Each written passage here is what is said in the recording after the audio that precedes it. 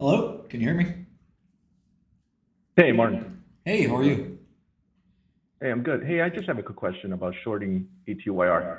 You said you short 1 to 10% of the portfolio, but then when you short, I mean, what do you have to monitor it every time, or how do you control that short? Which is what Yeah, I I'm mean, well, trying what I to. said was that for viewers, 1 to 10% would be safe, depending on how much conviction they had. I may or may not, do that. It might go bigger, but in terms of monitoring it, I mean, unless the stock goes up a lot, there's really not much to monitor. I mean, you know, if you have a portfolio of 10 stocks, I mean, they would all have to kind of go against you at the same time for it to really hurt you. Or obviously, if the Right. drug, if the drug works, the stock is going to go up a lot.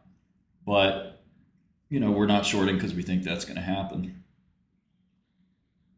So you just basically just monitor it every day, knowing that the other positions aren't going to go against you. So even if it goes up, like, let's say it spikes up with 8% in one day, you know that in your portfolio it's gonna hold up. You don't hedge with options or anything like that. You just, because you have a portfolio of other positions.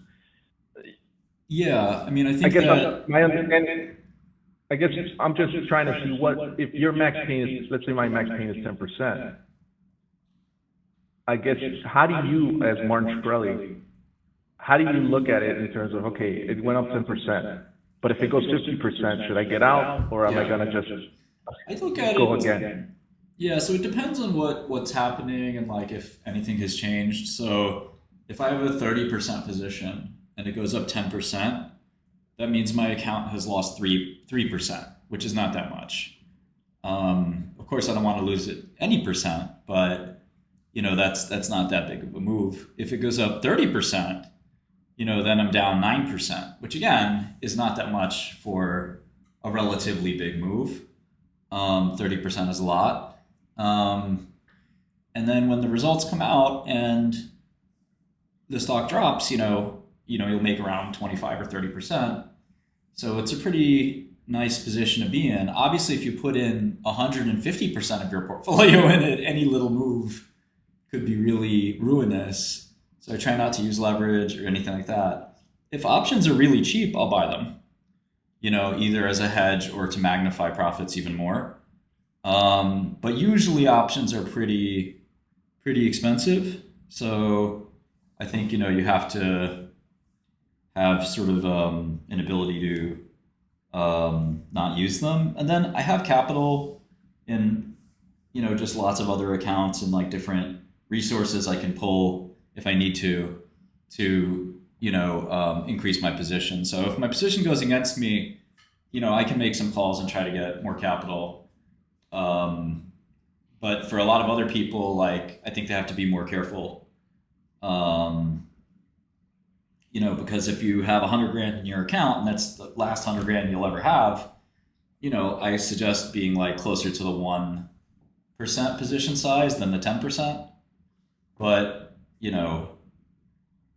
certainly you could add more if it goes up in that case as well, and you have room to do so. But if you're at 10%, you really can't do that.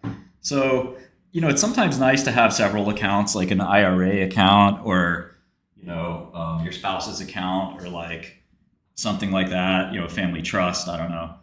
Whatever other account, so that you don't you know, you can have an account where you're more aggressive and see how that works and you kind of learn from that account.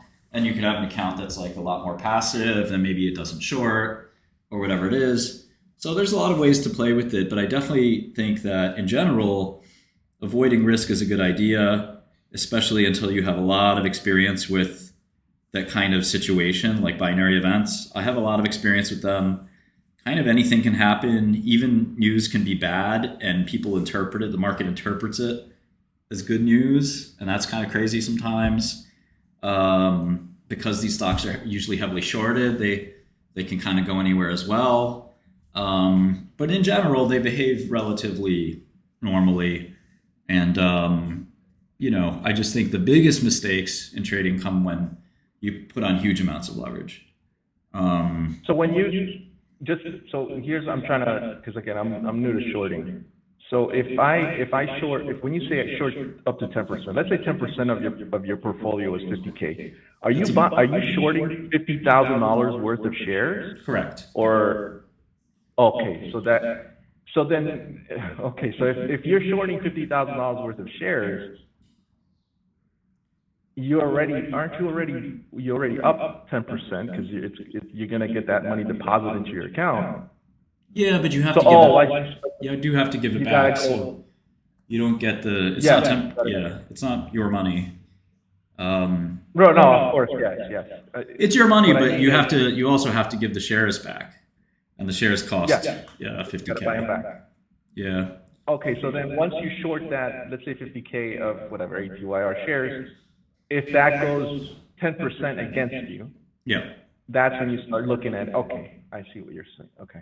All right. Yeah, and Thank you, man. I think if somebody's new to shorting or something like that, the best thing they can do is start with a tiny position, and this goes for the long side too. Like people who want to be long ATYR, and this is your first biotech or your first binary or whatever, just make it a 1% bet, and that way, if you're wrong, which I think the longs will be, at least you don't lose your portfolio. If you're making it a big bet and this is your first time, you're just basically a gambling addict.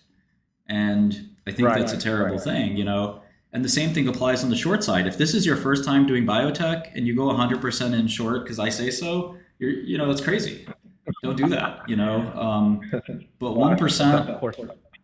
yeah, I mean, 1% is a good start. 1% literally can't hurt you, right? Like the stock would have to go from 4 to 400 for it to really hurt you, and I don't think that's going to happen. So, So I shorted Rigetti, and I hedged with options, but when I shorted Rigetti, I was a little off because I'm trying to really understand shorting. Usually, what I do is I'll just do some put spreads or sell calls. But it seems that with this one, it doesn't make sense with options because of the way that the premiums are priced right now. So it's really best to just short it straight up. one thing some guys do, one of my colleagues does, is he shorts puts. So he shorts the stock and then he shorts some puts because he wants to cover the stock anyway, the short, when it goes down. So by shorting the puts, you get you can pick up 50 cents or something like that. But they don't help you. They're not protective really. They're just lower your, kind of cost to enter the trade. But, they don't protect you at all. So I think, the options around biotech are very advanced. Like you can do tons of different crazy strategies. I just try to keep it simple. If I think the drug doesn't work, I bet against it, and I'm usually right. And then, I move on. And the cost to borrow is often a big factor. It can cost 30, 40, 50, 100%. On some of these stocks. Great. Thank you so much. I appreciate your anytime. Thanks so much. Have a good one. Thank you. Bye. I love you.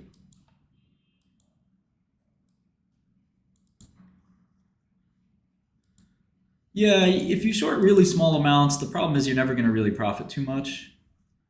And you're only going to grow your trade when it's really going against you, which means that you're probably wrong. So you kind of don't want to do that, I think.